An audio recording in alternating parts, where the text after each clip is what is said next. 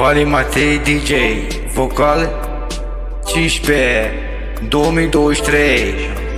Vali Matei DJ și cântă această muzică e pentru toți fanii mei și pentru ai mei prieteni care mă ascultă. Vă mulțumesc din inima că mă ascultați până la capăt.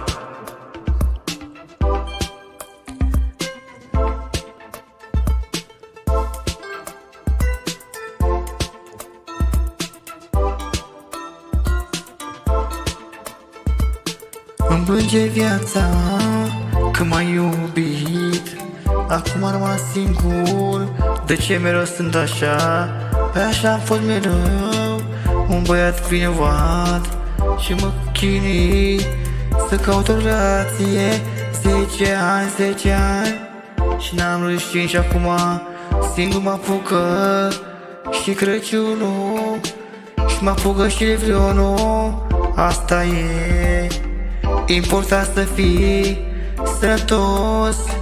Degeaba ai bani, degeaba ai bani, când ai sănătate, hai să fii sănătos.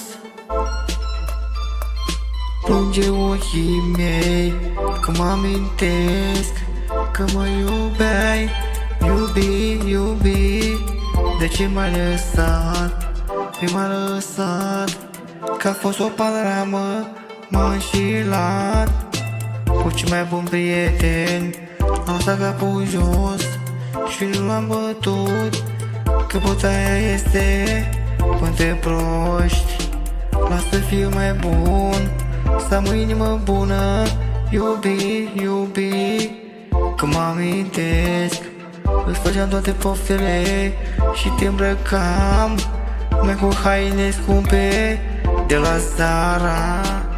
Am aduc aminte când aveam 25 de ani, iubi, yeah, iubi, yeah, yeah.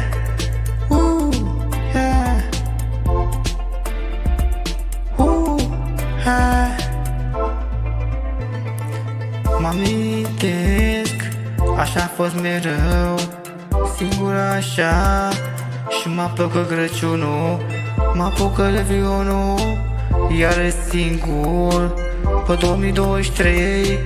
Las să fiu sănătos, n-am nevoie de bani, eu să fiu sănătos. Cam atât. Vă mulțumesc pentru aceste mult